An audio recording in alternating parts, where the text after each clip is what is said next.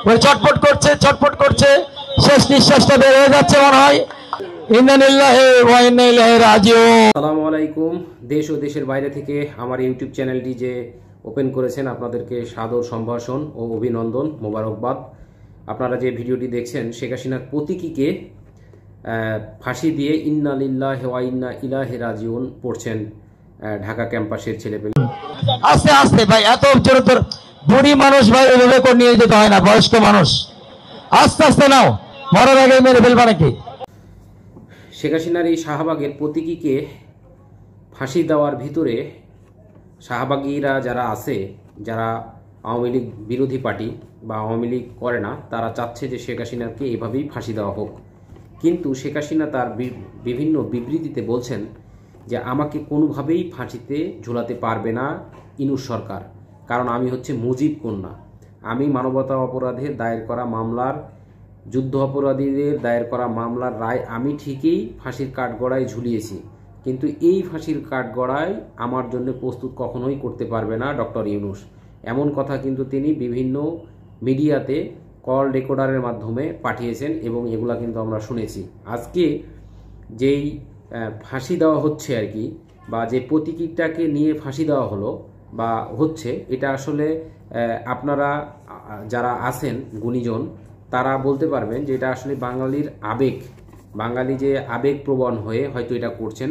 শেখ হাসিনাকে সরাসরি ফাঁসি দিতে না পারলেও তার প্রতীকীকে ফাঁসি দিয়ে কিছুটা মানে সন্তুষ্টই লাভের আশায় কিন্তু এটা হয়তো অনেকেই করছে। আপনি একটু করে আসেন, আমাদের যে আসামি আছে ফাঁসির কাছে তার একটা স্বীকারোক্তি নেন এবং উনি কি বলে আপনি এসে জানান, উনি কি ওনার অপরাধ স্বীকার করেছে কিনা। ফাঁসির কাস্টের ঝুলানোর আগে কিন্তু প্রত্যেককে আত্মপক্ষ সমর্থনের কিন্তু একটা সুযোগ দেওয়া হয় এবং সবাই কিন্তু আত্মপক্ষ সমর্থন করে নিজের দোষ স্বীকার করলে কিন্তু আপনার হচ্ছে ফাঁসি কিন্তু মওকুফ করে এবং হলো এটা হচ্ছে করার এখতিয়ারই রাখে হলো রাষ্ট্রপতি।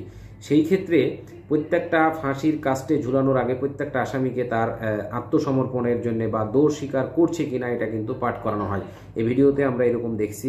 বিগত মানবতা অপরাধের দায়ের করা মামলায় বা যুদ্ধ অপরাধীদের যে বিচার ট্রাইব্যুনালে হয়েছে, এই ট্রাইব্যুনালেই কিন্তু সাকা চৌধুরী, আলিয়া আহসান মোহাম্মদ মুজাহিদ এবং হলো নিজামীকে, কাদের মোল্লাকে কিন্তু ফাঁসি দেওয়া হয়েছে এবং তাদেরকে বলা হয়েছিল যে তারা দোষ স্বীকার করছে কিনা, তারা মানবতা বিরোধী এবং হলো যুদ্ধ অপরাধের দোষ স্বীকার করছে কিনা, কিন্তু তারা বলেছিল যে না, আমরা দোষ স্বীকার করছি না, আমরা একদম এইটার সঙ্গে আমাদের কোনো সম্পৃক্ততাই ছিল না এবং শেষমেশ কিন্তু তাদেরকে ফাঁসির কাস্টে ঝুলিয়ে মৃত্যু হওয়া নিশ্চিত হওয়া পর্যন্ত কিন্তু তাদেরকে রশিতে ঝুলানো ছিল।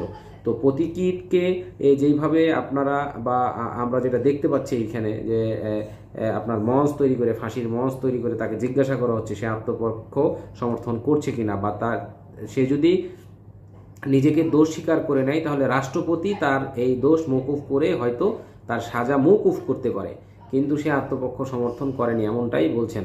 তাহলে আমরা পরের ভিডিওটা দেখি। ওনার মুখের কালো কাপড়টা জল্লাদের কাছে হ্যান্ড ওভার করার জন্য আমি অনুরোধ করব, কালো কাপড়টা তাকে পরে দেওয়া হোক, মোদির সাথে দেখা করার সুযোগ দেওয়া হোক। শেখ হাসিনার প্রতীকীকে ফাঁসি দেওয়া হলেও কিন্তু তাকে কালো টুপি কিন্তু পরানো হচ্ছে এবং তাকে কিন্তু মানে আস্তাগফিরুল্লাহ পরানো হচ্ছে এবং সে কিন্তু কাঁদতেছে। মানে বিষয়টা হচ্ছে যে মানুষের আবেগের জায়গা। হ্যাঁ, যদিও এটা নাটকের মঞ্চ, কিন্তু মানুষের যে আবেগ, সিম্প্যাথি, মানুষকে কিন্তু এইভাবেই সিম্প্যাথি গ্রো করে এবং একটা মানুষের প্রতি মানুষের ভালোবাসা কিন্তু একদিনে জন্মে না, কিন্তু ঘৃণা কিন্তু একদিনে জন্মে এবং হচ্ছে যে দিনের পর দিন যখন মানুষ বুঝতে না পারে যে আমি ভুল করছি, আমি ভুল পথে আছি, তখন কিন্তু মানুষের প্রতি মানুষের ঘৃণা জন্মে এবং এই ঘৃণাটা একটা পর্যায়ে কিন্তু মানে বিরূপ প্রকার পড়ে, যেটা এইটাতে পড়ছে। টুপি পরিয়ে তাকে কিন্তু ফাঁসির কাস্টে ঝুলানো হলো এবং কিন্তু ফাঁসি দেওয়া হবে। চলুন আমরা ফাঁসিটা দেখি। দেখতে পাচ্ছি কালো কাপড় দিয়ে তার মুখ ঢেকে দেওয়া হচ্ছে। আমার নিজেরও খুব খারাপ লাগছে ব্যাপারটা আসলে। আস্তে আস্তে তোমাদের এত তাড়াহুড়া কেন ভাই, বুঝলাম না। কাপড়টা বাঁধো, কালো কাপড়টা বাঁধো। উনি কলমা পড়েছে, আলহামদুলিল্লাহ। আল্লাহ আমাদের যা শাস্তি দিচ্ছি আল্লাহ ওনাকে ক্ষমা করে দিক। জম টুপি পরানো হচ্ছে, আপনারা দেখছেন। খুবই আপনাদের যারা আওয়ামী লীগের লোকজন আছে হয়তো খুব হৃদয় বিদারক লাগছে আপনাদের কাছে। এইভাবেই কিন্তু ফাঁসি দেওয়া হবে। আমি বাংলাদেশ সরকারকে একটা সাহস দিয়ে যাচ্ছি, আমরা মৌলিক বাংলা এবং জনসাধারণ মিলে, যে তারা যেন এইভাবে করেই ফাঁসিটা কার্যকর করে। এবং দেখছেন আস্তে আস্তে সেই ফাঁসির দড়িটা কিভাবে তার গলার মধ্যে ঢুকে যাচ্ছে, মাথার মধ্যে দিয়ে প্রবেশ করানো হচ্ছে এবং টাইট করে দেওয়া হচ্ছে। আর তোমাকে ছেড়ে দেওয়ার আগে এখান থেকে কিন্তু এই যে ম্যাজিস্ট্রেটের দিকে খেয়াল করো, এই যে এই রুমাল ম্যাজিস্ট্রেট যখন ফেলবে ঠিক সেই মুহূর্তে কিন্তু তোমাকে ছাড়তে হবে দড়িটা। ম্যাজিস্ট্রেট একটু সামনে যান। আমি একটু ঘড়িটা দেখি, আমার 1 মিনিটের মধ্যে আমি এই সাদা কাপড়টা ফেলে দেব, এরপর আপনারা ফাঁসিকে কার্যকর করবেন। আপনি জল্লাদ, তুমি তাকিয়ে থেকে ম্যাজিস্ট্রেটের দিকে, রুমাল রেডি হয়ে আছে। সেই রুমাল আমি জানি আমার এই লাইভ মাইভ সবকিছু ইন্ডিয়াতে গিয়ে বহুত গালাগালি হবে, বহুত, মানে আমার বাপ মা তুলে, বউ বাচ্চা তুলে দেওয়া হবে। কোনো সমস্যা নাই, তোমাদের ভুল ভাঙবে, তোমাদের নেত্রী আর কোনোদিন ফিরবে না, নেত্রী ক্ষমতাতেও ফিরবে না, কিছুতেই ফিরবে না। তোমরা ফিরে আসো, তোমরা বাংলাদেশে ফিরে আসো, তোমরা বাংলাদেশের ভালো মানুষের দিকে ফিরে আসো। রুমাল দেখলেন যে উঠে দেওয়া হলো এবং শেখ হাসিনাকে ছেড়ে দাও। শেখ হাসিনাকে ফাঁসি দেওয়া হলো এবং নড়ানড়ি করছে, ছটফট করছে, শেষ নিঃশ্বাস হয়তো বের হয়ে যাচ্ছে, ছটফট করছে, ছটফট করছে, শেষ নিঃশ্বাসটা বের হয়ে যাচ্ছে মনে হয়। লা ইলাহা ইল্লাল্লাহু মুহাম্মাদুর রাসূলুল্লাহ, ইন্না লিল্লাহি ওয়া ইন্না ইলাইহি রাজিউন।